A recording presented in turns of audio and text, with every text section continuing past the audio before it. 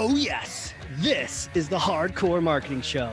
I'm Casey Cheshire, your host for this epic journey. Today's show is sponsored by Ringmaster, on a mission to launch B2B podcasts that create relationships, generate revenue, and drive growth. Ringmasterlive.com. Bam.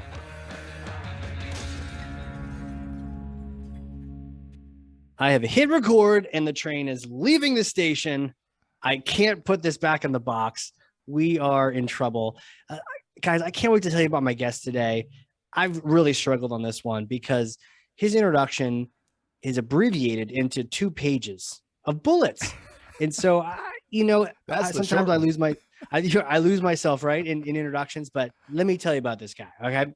Entrepreneur, go-to-market and marketing thought leader, marketing sales, high energy contrarian.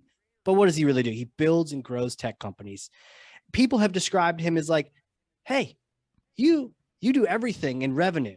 And also you're driven, you're compassionate, you're a leader. Everyone loves him. Podcasting is a big part of his strategy, which instantly makes him my BFF. Go-to-market business builder, virtual CMO at Growth Stage Marketing. Mark Donnigan, welcome to the show. Casey, it's awesome to be here. Thank you for having me. Yeah, man. I can't wait to just crack open that brain like a soft-boiled egg and pour out that yummy intelligence. Let's do it. Let's hope there's something still in there. I know, right? But anyway, I think we're doing okay today. Hey, if we can nail the introduction, the rest is just downhill. It's downhill. Yeah. So here, I have to pass you something. It's heavy, but I'm able to pick it up, and I know you work out, so you'll have that. So one second. Okay, here it is. All right. Okay. Can you grab that? Thor's hammer? I got it. I got it. Got it. Yeah. All right. Take Thor's hammer and smash for me some kind of marketing myth, bogus strategy, misconception. Set the record straight once and for all. Oh boy, I have a lot, but you know what? I think that the number one myth that I see among really great marketers, the thing is that, these aren't kind of, your B and C players. These are A players. And here's the marketing myth that if I get one more piece of marketing insight, if I attend one more marketing conference, if I learn one more piece of marketing software, martech, if I add one more, something to my tech stack, that's the silver bullet and we're going to crush it.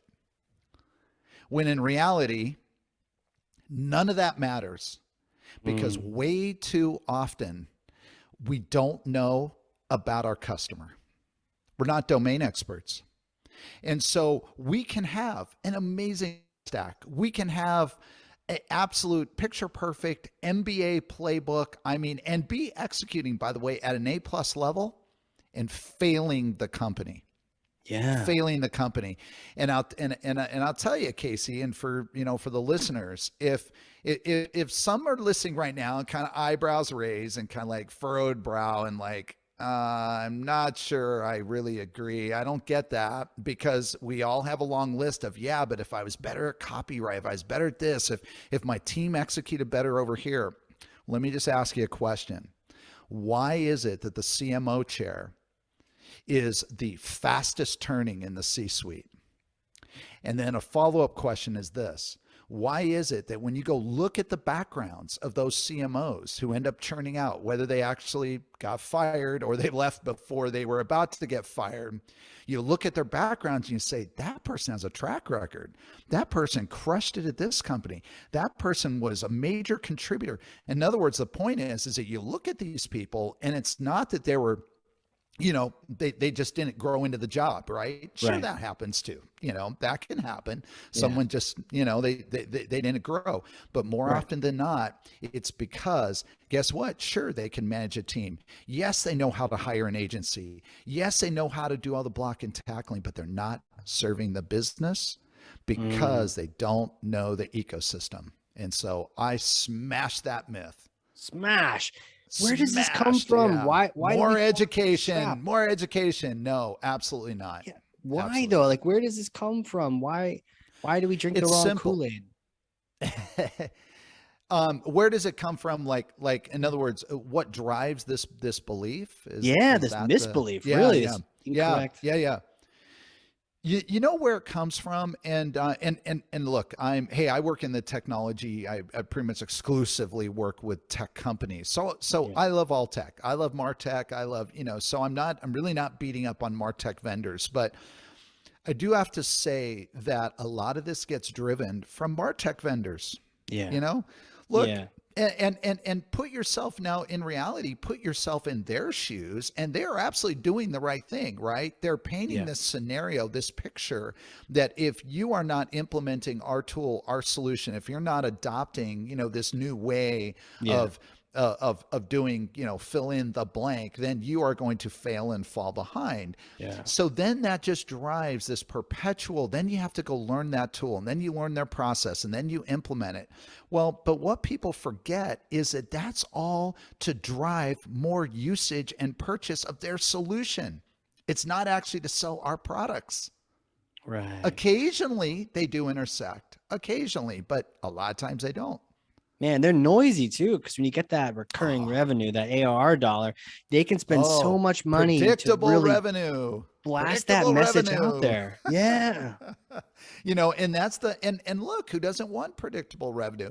Who doesn't want a Right. scientific, analytical view of the world where basically I can be pushing buttons and I can be Yeah. pulling levers and knobs, and as my MQLs go up, and we look at our funnels, and I mean, who doesn't want that? That's so it's completely natural that we fall Right. into saying, wow, this would be amazing. And I can measure my team, and everything comes down. It's like Moneyball, right? That movie, Yeah. and guess what? I am a firm believer in analytics and in data, 100%. So, and I manage to that. But guess what? If I predicate my entire go-to-market plan based on that, and I'm not speaking to my customer and how they buy and what they actually care about, all of my numbers, my dashboards can look amazing. And the CEO comes in 6 quarters later and says, Mark, we kind of have to have a hard conversation. Yeah, The because we hard focused on the conversation wrong thing, is right? We're focused on the like, hey, I know yeah. your team is in air quotes doing a lot of good work, but look at where our numbers are. Yeah. you know and as a leader, I can't fall back on, yeah, but I'm executing HubSpot's playbook perfectly. And by the HubSpot way, says I I get love an A HubSpot. plus. Yeah, yeah. Yeah. This tech By the vendor's way, I really love happy with HubSpot. us. It's my yeah. But the point is that that CEO can look and say, Mark, I know you are, and you got a great team, but we have to face the facts. And this is why churn in the CMO chair and in the VP marketing chair is so high. Yeah.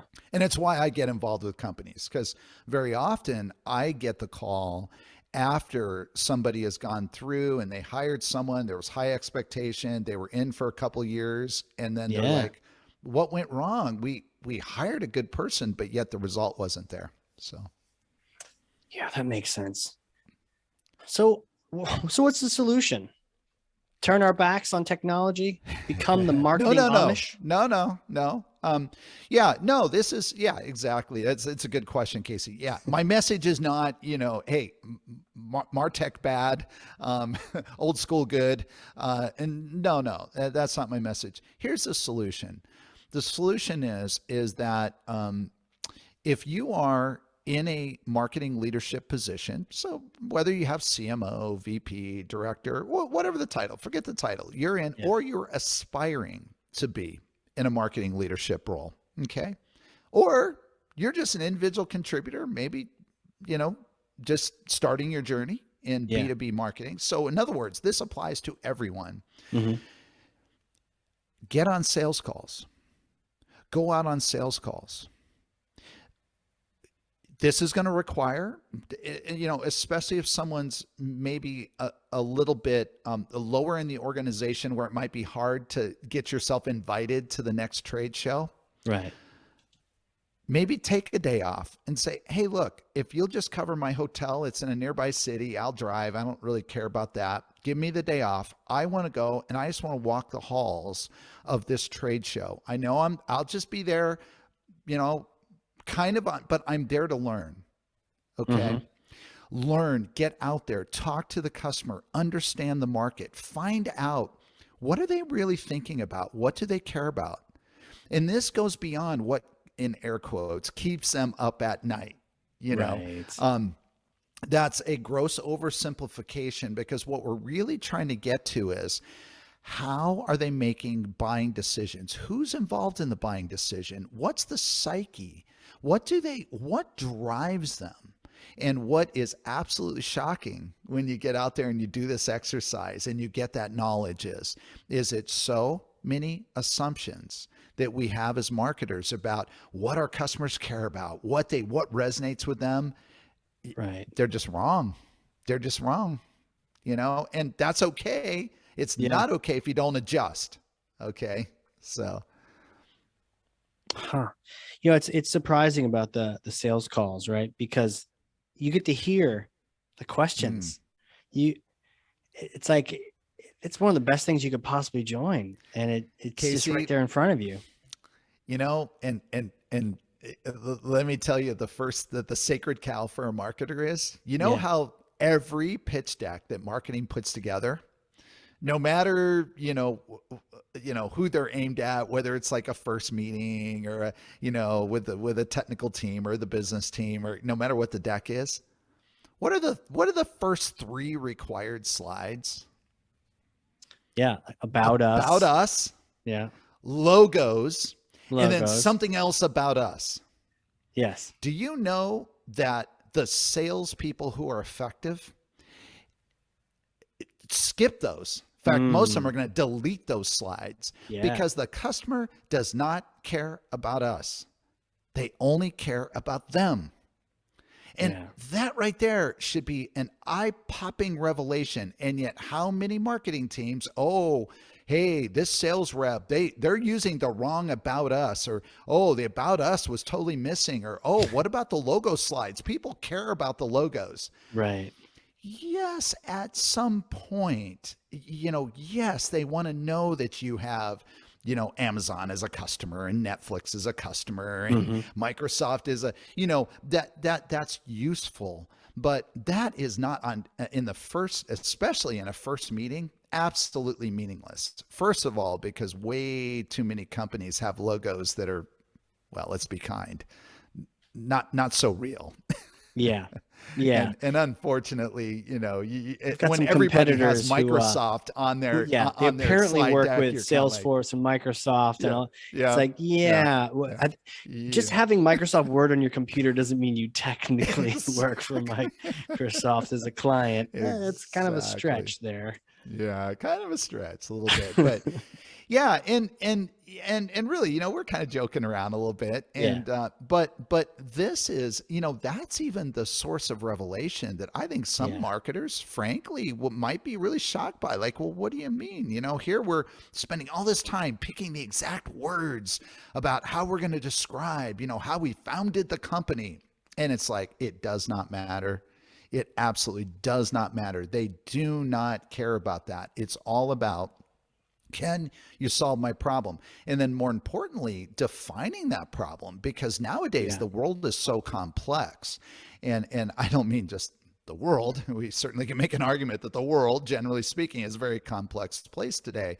But I mean the business environment that we're operating in, our customers are operating in, the technical environment, the drivers, the economy. I mean, it's so complex that in some cases, our first job is to define, even for the customer, the problem that they need solved.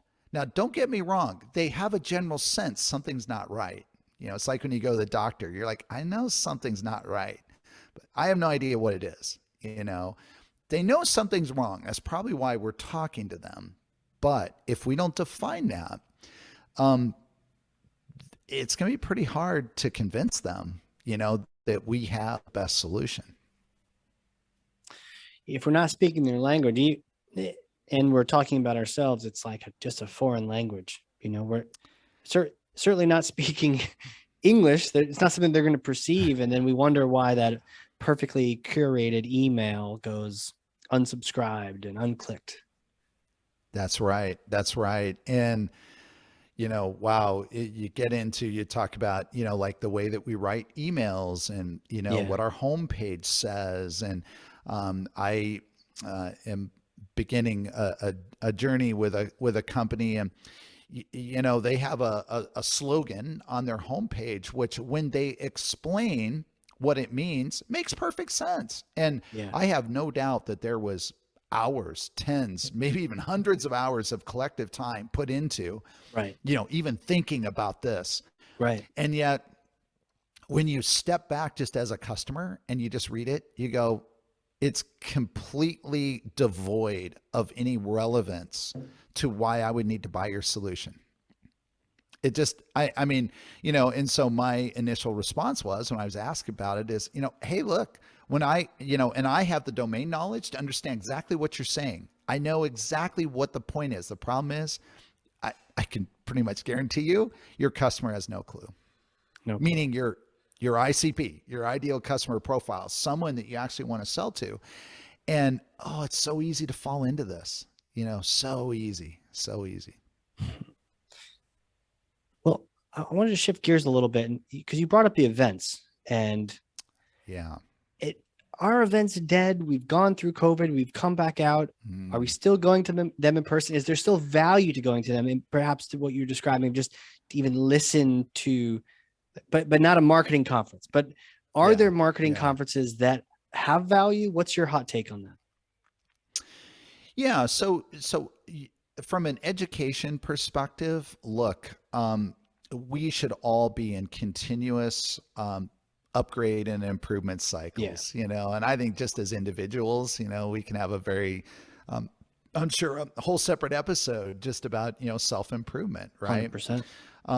And I am absolutely all for that. So here's what that looks like just for me.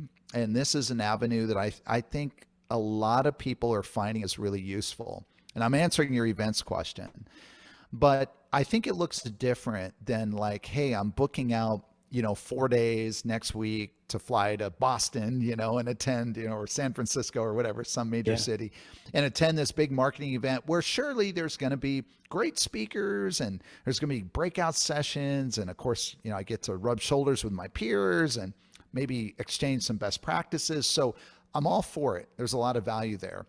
But let's face it, it's getting harder and harder to take those 4 days away. Not even, forget how much more difficult air travel post-COVID has gotten than pre-COVID. 100%. I was just on an airplane yesterday, and holy cow, what a nightmare compared to pre-COVID. Setting all that 100%. aside, podcasts are an amazing way to gather information. And so I think that as we look at like educating ourselves, it used to be, and there's still value in books. There's great books being written. But the one challenge I find now with like business books and marketing books is that because, again, the world is moving so fast, that book was probably written a minimum of 12 months ago. Just because of book publishing cycles and how long it takes, maybe it was even really written. Like maybe that book was started in 2019 and it's only being published now. Well, holy cow. I mean, look how the world changed, with COVID in the last couple of years. That's an extreme example, but not really. And the beautiful thing about a podcast and these more immediate opportunities is that you're listening to someone talking in real time, i.e. maybe the interview even happened this morning, and they're sharing, data and information that is as recent as the day before that, and so you get as real time. And I really think that that is valuable. It also gives us a way to dip in and out of different perspectives, different views on what is happening in our industry, what's happening in marketing, because I do believe that diversity of thought, the diversity of thinking is is just required. I think it's not even so much that, oh, it's valuable. It's like it's required, because without it, we can just be executing. Again, getting back to, you can be doing a lot of good things, but then getting that call from the CEO 6 quarters later, and you're basically getting fired, and you're going, but we were doing all this really good work. And he or she's like, I know you were. The problem is, look at our numbers, look at the business. There was no business impact. So, yeah. And that's the bottom line when it comes down to it. Yeah. 100%. Are there any books you recommend? Yes. Absolute must reads. Play Bigger. Must read. Play Bigger. In fact, I have it right here, right next to me.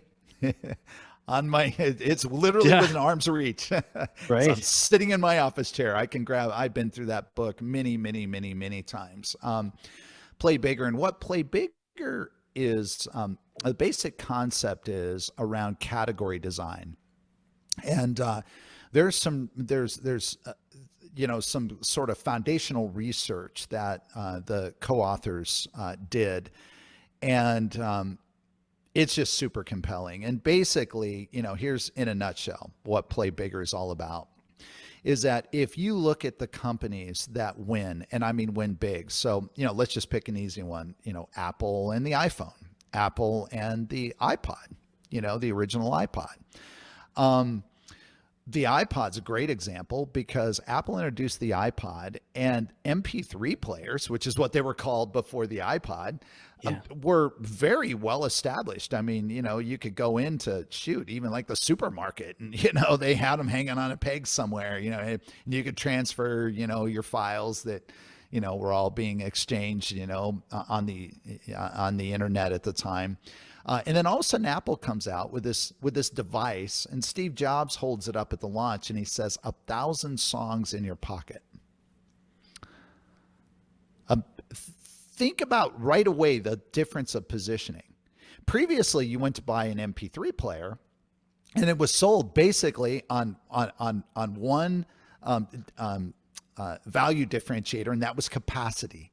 So I had to think, okay, if I get 100 then it was megabytes of storage. So if I get 8 megabytes or 16 megabytes, how many songs that translate into? Well, now geeks, they kind of, had that, and people usually on their packaging would say, roughly like, 500 songs or something, but nobody knew, right? Steve Jobs comes out, and he holds up this, first of all, very great looking, elegant device, but that wasn't even the genius. The genius was 1,000 songs in your pocket. My point is that Apple came along, and within less than 2 years, so Microsoft introduced a device called the Zune. Some may remember the Zune, and this goes way back. Microsoft became the number 2 player in the music player MP3 space, with Apple, of course, being number 1 with the iPod. Here's the funny part. And I don't have the numbers exactly off the, exactly right, but these are in the range. These are absolutely in the range. So Apple had like more than 90%, even like 90, I want to say it was like 97% of the market. It was just obscene. I mean, they just owned it.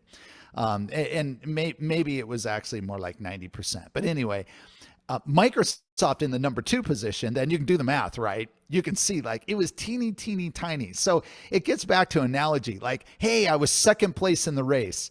Yeah, the first place runner was so far ahead, she had already had dinner, showered, and was home watching a movie by the time I finished the race. Like it doesn't matter, but hey, I was second place. I got second place. Like, yeah, there was absolutely nothing. And so the revelation in Play Bigger is that when you are the designer of the category and you own the category, that the average is, and this is based on profiling, like there were hundreds of companies that they did research on, and they profiled and they pulled both public and private valuations. And it was a really thorough analysis that the owner of that category, the category king or category queen, however you want to think of it, gets 76% of all of the economics in the entire category. So if your addressable market, if you think of it that way, if your TAM is $1 billion, the category king is going to get 760 million of that billion, leaving. Now, here's the thing. The optimists listening to this go, well, but okay, I get it. Hey, I'd love to have the 760, but geez, that still leaves 240 million to fight over. And wow, like for my business, that still would be meaningful. That's pretty good. The problem is, remember, everyone else combined is competing for that 240 million. Right. So even if you're the number two and you're getting, you're getting half of that. Let's say they're getting 120 million of that 240, just to stay with this analogy. Like, remember, Apple in this illustration got 760 million, actually more than that, because they actually own more, but 760 million. And so can you really cheer when you're number two with 120 million in sales and your nearest competitor is 5x your size? Like, is that really cheering? Like, right. Is that really what you're building the company for? And of course, it's a rhetorical question. The answer is no. So yeah, Play Bigger. It's an absolutely essential book. Very logical, very easy to follow, very simple framework. I actually have a few slides on my website if people that you can just click on. It's not gated. I don't believe in gated content, by the way. No, absolutely not. Should we hot debate that for a moment? Hey, let's do it. Yeah, let's do it. Yeah, I don't believe in gated content, Casey, for this reason. Now, bear in mind, just for positioning, and this, I'm not caveating what I'm about to say, by the way, but it is important to understand, okay, who's the audience? I work with companies that are selling heavy technology heavy, some would even say deep tech products or solutions. Okay. So they have a pretty strong educational component to it. Gotcha. They are not necessarily easy to compare or contrast. So, this isn't sort of a, hey, we're in the fintech space and we have an expense management solution. And this is, and I'm not denigrating any of that. I'm just saying that they don't fall into kind of a competitive matrix. Okay. Sure. So therefore, when somebody is searching for information, they may or may not be a qualified buyer. They may or may not be in the market. They may or may not be in the market now. In other words, like one day they could be. Maybe they just have professional curiosity. And it's more important to be able to get that information to them, make it readily available, make it easily accessible, because as Gartner is pointing out, there's some, again, amazing research. The buyer's journey now in B2B, especially in a technical or a complex sale where there's a lot of stakeholders, and there's more and more stakeholders in every B2B sales process. Yeah. Is that the buyer is more than 50% of the way through their process, whatever that is, before they contact a vendor. So why would I want to put up gates? Why would I want to have an SDR? Why do I want, as smart and as well-spoken as they may be, somebody 2 or 3 years out of business school, out of college, calling a sophisticated buyer who is doing research and doesn't even want to talk to a vendor until they've gone through more than half of their buying process? Why do I want to interrupt that flow with a gate on content? With as soon as, even if I do capture their email, some SDR is going to call them, totally unqualified, probably, to have a really meaningful conversation, just to take them through BANT. Like, that is a non-starter. And again, Casey, why so many CMOs are looking for a new job. All right. My rebuttal to that, sir, Let's go for it. is that we're throwing the baby out with the bathwater. Babies are great. Bathwater, you It can gets get dirty, more right? water. You can get more water. Babies, a little bit harder to acquire. So when we tie the forms to an SDR harassing you, or we tie the form to just bad formology, 30 questions, Salesforce is guilty of this, Forrester is guilty of this. Yeah. All sorts of smart giant companies are guilty of a giant form. And you know what? Your content's not worth that. So I'm not going to fill it out. I've had forms where they, are asking my personal income, in a given That's year. crazy. And it's a required field. Yeah. And it doesn't, so I've had all sorts of bad forms, and I've also had all sorts of bad follow-up after that. I would propose to the ladies and gentlemen of the jury that it doesn't have to be that way. Yeah. You could have a really sexy form that's short. Maybe it's like email, and then who the hell are you? Like, what kind of a persona are you? That's it. Right. Yeah. And with a promise to Valhalla that I won't call you next or something, but like some kind of capture, because I'm trying to mentally balance the fact that the CMO is getting fired, and the CMO is getting fired because maybe he was a purist and didn't have forms, but now he doesn't have enough leads, and so he is getting fired, right? So I'm trying to balance that corporate thing out. But at the same time, if we have a good form that encourages you to get more information, man, wouldn't that be great to know who's there and not try to rely on them not being there because everyone else is going to be harassing them. And you can sort of take a nice approach like this with content, but then at the end of the day, you don't know who to follow up with. You don't even know if it's effective or not. And in my mind, a form is a little bit of a barter to figure out, is this content worth it? If it is, if it's really good content, man, I'll fill that thing out all day. I want to check out your content. If it's not worth it, then no, at least the title of the content isn't worth it. So I think but I do respect the point of, if you have a particular kind of buyer, like let's say you're selling a JavaScript and, tech enabler that coders will use, that'll help check their code out. It's a different kind of a sales process. It's very technical. People need to try it out. They need to check it out. They need to get some stats, some details on it. Maybe not putting a form in front of that, but maybe a little bit later stage content, maybe mid stage, late stage. Yeah. That's my take on it. So actually, I completely agree with you, and I want to make some clarifying comments as well as to why I agree, but also I think there's a disconnect. There's a trap that marketers are falling into, which again, so I agree with you that forms that a certain percentage, whether it's 50% or more or less, doesn't really matter, but a certain percentage of this whole issue of gated content has to do with forms that are absolutely atrocious. Like, as marketers, like, oh, for goodness sake, think about what you would fill out yourself and then look at your website and be honest. If you won't fill out that form, then why are we asking? So that's the first thing. The second thing is that, and this is where marketing automation tools like Progressive Forms and HubSpot are amazing. And there are ways to think very, very intelligently about different types of content. And like, why do we have to ask? Why not just ask for an email address? We don't need their first name, right? Why not? We need to call them right off the bat. They don't want to talk to us.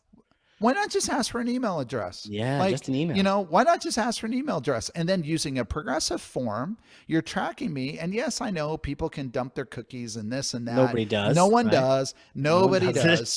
So the next time I go to the website and I download something else, now I don't ask for the email, but I ask for just first name and the company. I don't ask for last name.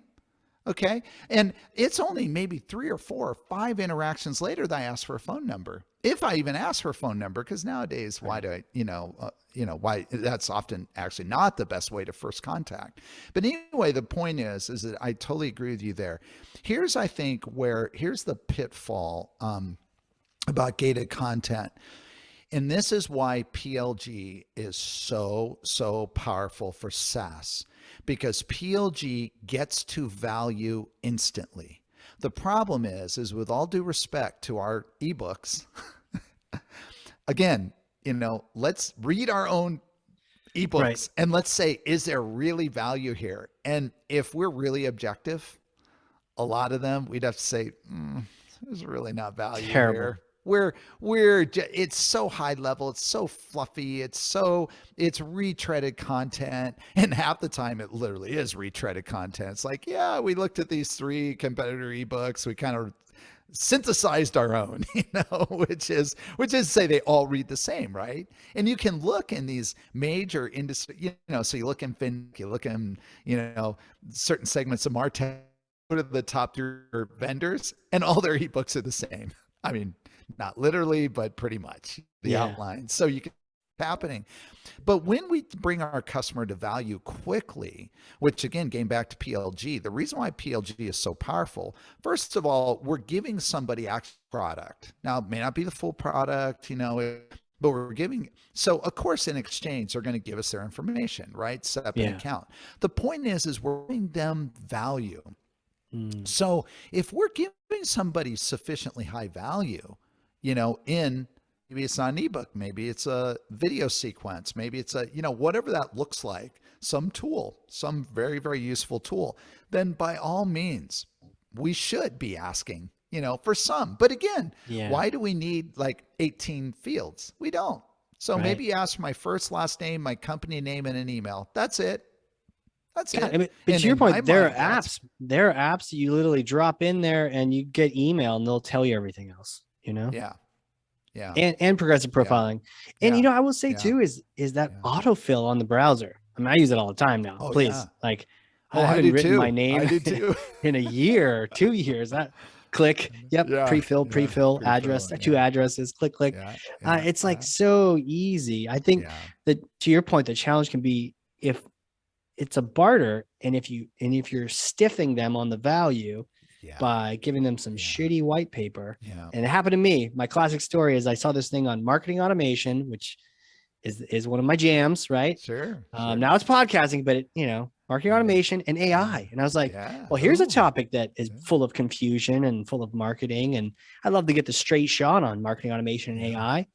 And I filled out the form, downloaded it. It was pretty. It was very well designed. It was horse crap. It was complete, utter bullshit. And an SDR did call me the next day. I was like, look, it's not your fault, but this was terrible. And I'm never call me again. I hate you guys. Like, don't call me. This is, I got tricked and I'm unsubscribing. And you know what the sad thing is, Casey, about this is it, and I have no idea. Don't even need to know who the company is. But I don't remember anymore. I would totally out them right now if I could, but I don't remember who they are. Yeah, no, it's fine. But because that's not really the point. But the point is I'm even going to give them the benefit of the doubt. Now, maybe it's not true, but that they actually have a real solution. Like they actually, like if you had a better journey.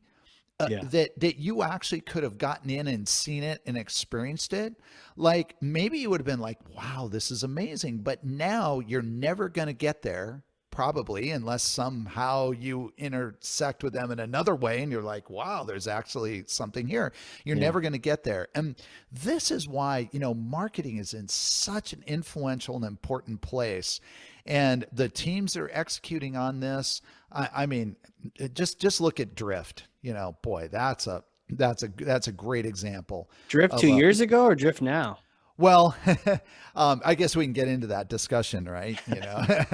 Was this when Dave was there, or right? Exactly. Drift with Dave. Not that he needs anything else to go to his head. Yeah, that's right. There you go. There you go. What can you say, man? What can you say on the map? But my point in bringing that up, and again, this is also interesting, and I do know that Dave is very much into the category design, and this is very much his direction. But what did the whole conversational marketing? Look, let's face it, it's a chat bot. Thank you. Because what I'm trying to do, I'm trying to do podcasting. Podcasting is real conversational marketing, right? Yeah. Chatbot is not. You're right. Yeah. You're right. But it's like it was very well designed because everyone's like, oh yeah, conversational marketing, man. We got to do this. We got to Put it chat on with the our website, customers. and by the way, I mean, HubSpot now has a very well Yeah, developed, and now all the totally. platforms do. Now Yeah. 5 years ago that wasn't the case, but so it's like these are all chatbots. They're all in the bottom right hand corner. We're all used to it. Now we think it's super odd if you go to a website, at least a B2B website, and Yeah. there's not, chat with us now or whatever, Yeah. um, but and by the way, I'm super excited. Again, the world that I live in of video is that video is going to be coming to this. And Mm, there's actually a company that is that it's on their website. In fact, you can see a demo. It's super cool, and it's just in the bottom right hand corner. They call it Sup Bubble. It's really cool. Sup, kind of like what's up, like sup, so Sup Bubble, and you click on it, and what it does is a person on the other end comes on live in a video session. I like Now it. you can choose to turn off your camera or not, so it's not like you have to, but all of a sudden there's a live person there, and you're talking to a human. Like, how cool is that? Like, That's that's super kind of cool. the next level of, moving beyond just a chatbot sequence to Right. maybe there's a live person, but they're just typing to you to That's like, cool. no, I'm now having a real live conversation. Like, that's real conversational marketing if you think about Yeah. it. I like that, So man. Because I think the other secret with the chat is like no one actually chats. Like the yeah, percent of people yeah, that chat is yeah. very low. Very, very I low. work with some Yeah. groups who are like, okay, we're gonna put chat on the site. We got to figure out how to staff this And they're thing. all worried. Like, if you I've been in build the it, same they will come. conversation. They will Yeah. chat. It's like, no, And no you're like, one's don't chatting. don't worry. You're Yeah, you're gonna be shocked when one yeah. pops up, And when they do, they're like, yeah, can you send us your W9 document? Yeah. Or my thing's not loading. And it's like all support. And you have all Yeah. these sales reps like managing your support line, which is Yeah. supposed to be your sales line. So That's yeah, I can funny. see why video would make that totally scalable because Yeah. not that many people are doing it, Not but that that might many. encourage the right people to do it. Maybe if you say you need Right. support, you get the chat. But if you're like looking to have a little sales conversation, well, let's go. Let's go. Yeah, exactly. Yeah, yeah. Yeah. Yeah. So this is a great conversation. So I'm glad we sparred on this though, because I Yes. think what came out is that, see, and this is what is so insightful. Actually, I'm really glad we sparred on this because sometimes in marketing we tend towards absolutes. Like, Mm, oh, you have to gate it's tempting, content. isn't it? Oh, you have to ungate content. Yeah. Like, oh, you can never do this. Oh, you should always do this. And the point is that there are different tactics and strategies based on the market and the consumer behavior, but it almost gets back to my very, very original point is that if you don't know your customer, Yeah. and we're applying just these broad-based assumptions, about how they operate, what they care about, maybe we're doing the right things, maybe we're completely doing the wrong things, because we just don't know our customer. So Yeah, that absolute thing. That's a good point. I mean, I wrestle with that sometimes too. It's tempting. I think it feels safer if you can draw an yeah, absolute around it. Like, oh, yeah, I know no matter what, this is okay. yeah, Because the other stuff is harder to communicate. It's hard to decide yeah, where you are, where you stand yeah, in that. It's much easier to be polarized, yeah, yeah, which is probably half the problem in our country today. yeah. Whammy, whammy, all ties back into forms, people. Maybe Forms, maybe that's right. drift is who caused this rift in our nation. Maybe it all goes back to the chat bot being put on a website. I don't know. I That's think I'm funny. just kidding about that. That's I get funny. a cease and desist. But yeah, I'm glad we were able to talk through that because you're right. You do need people to get the information and you do need to Yeah, respect the conversation. And I think yeah. there's groups that don't respect it. And Yeah, getting back, I referenced it, but this Gartner research, it was first, I think, around 2018 or so. It's easy to find if you just Google like Gartner B2B buyer's journey or something like that. It's like it's the first couple links. So yeah, easy to find. They and look, we can all have our opinions about Gartner or whatever, but what the fact of the matter is that they do viable research. They, and they go out and they talk to, how big enterprises are buying. And, so we should listen a little bit to what they have to say. The thing that really opened my eyes is that I was feeling this shift, but but it's just purely anecdotal. And when Sure. things are anecdotal based on your own experience, it's natural. And in fact, we probably should think, well, is this just me? Because it could be just me. It could just be my unique, world that I'm operating in and It's circumstances true. and custom, or is it broader? And I think it was around 2018 when the first report came out. Now they've written a lot more where they talked about a couple important things about the B2B buyer's journey. The Yep. first was there were more stakeholders than ever. And Mm. what that means is, and this is also another smash the hammer a little Smash bit, it. is the and this is more on the sales side, but the whole reliance on BANT is just like, that's got to stop. Oh no. Buyer, Okay, here we go. buyer, authority, need, timeline. First of all, buyer. Well, guess what? The buyer is 10 or 12 people. Okay, it's not the person who holds Fair the point. budget. In fact, the No, person no, who holds B's the budget, right? B's yeah, the budget. person who holds the budget, because, and again, in my world, you can say, yeah, but Mark, you're dealing with really high technical complexity. So even like a senior vice president in a Fortune 500, like, okay, they're super smart, they're high level, they own the budget, but what can they know?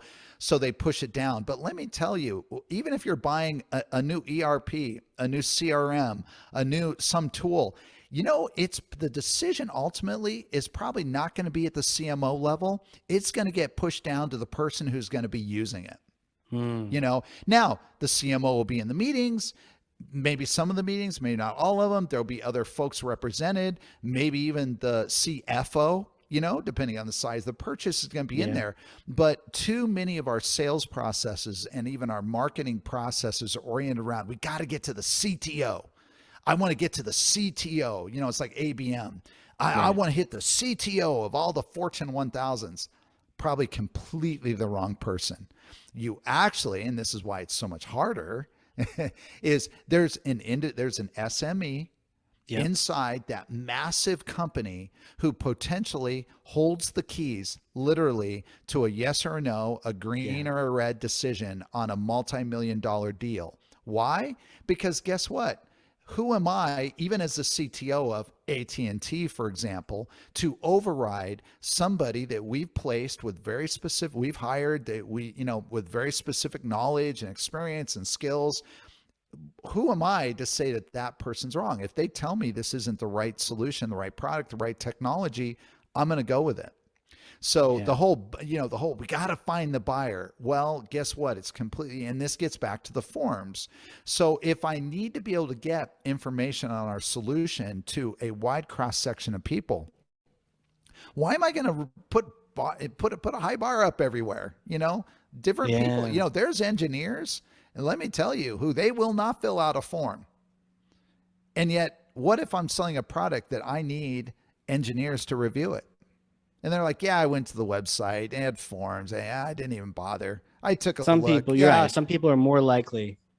And Mhm. this is happening more and more and more. And then this is related to authority, right? So, oh, I knew. Yeah, I hear you, Mark, but you know what? But, we got to get to the CFO because they'll sponsor us. It used to work that way. Still important. Yeah. Okay. And again, this is where you map you have to map the account. It's all different, right? But, ultimately, no, the CFO is gonna be like, hey, look, I at the end, if the team tells me to buy and we have sufficient justification for the expense, and if it fits my budget, and then I'm pushing the button. Yeah. Like don't come to me until the team has said. And then there is the need. Now, this one's really interesting because, today, almost all enterprises have a solution that we're selling.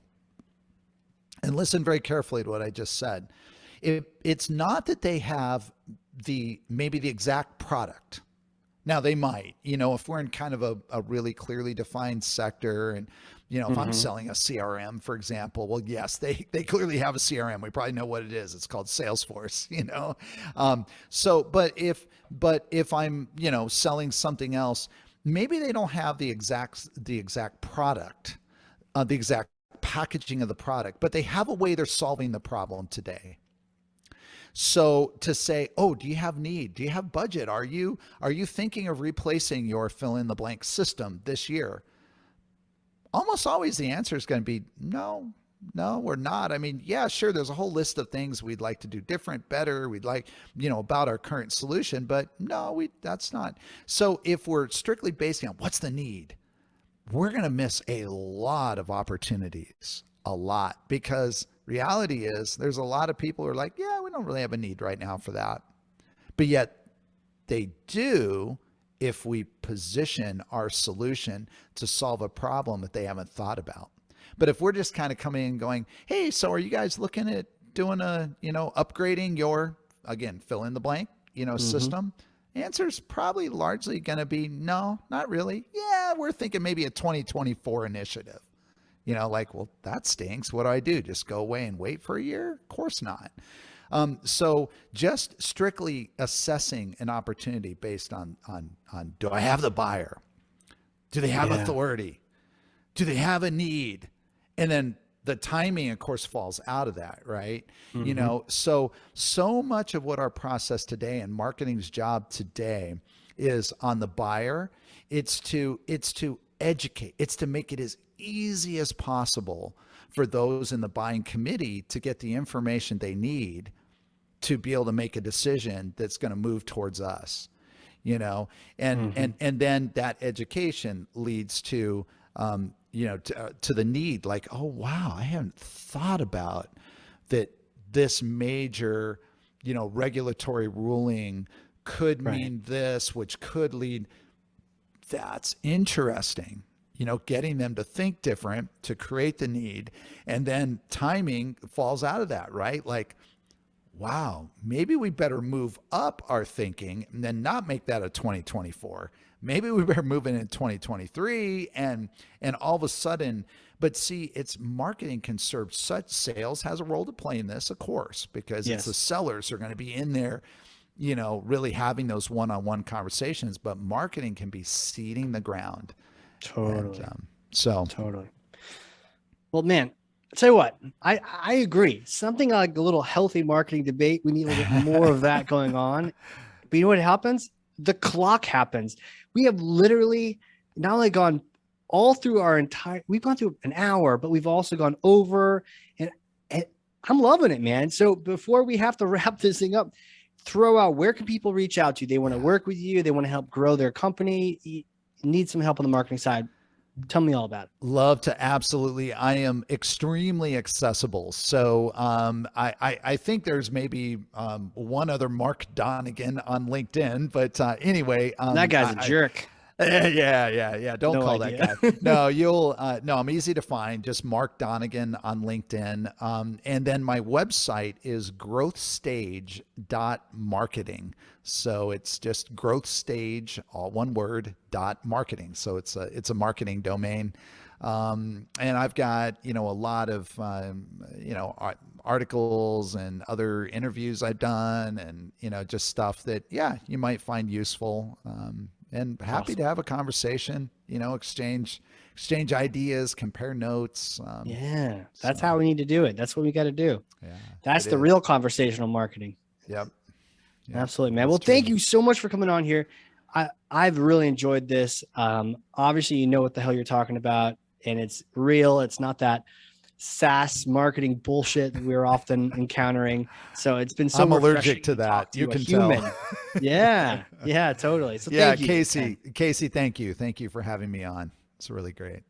And for those listening, if you freaking learned something, because I know you did, because I literally have pages of notes over here, then share this episode with one person, 9 people, 3,000 people, whatever the number. Thought leadership is getting this good information into other people's hands. So share the love, teach some people about forms, help them understand which point is right. If you need to debate it, let me know. I'll show up at your office and I'll back you up. I'll be your hype man. But anyways, this has been fun. Dude, you're the best. Thanks again, Mark, for being on here. Hey, thanks, Casey. All right, everybody. This has been another exciting episode of the Hardcore Marketing Show. We will catch you all next time.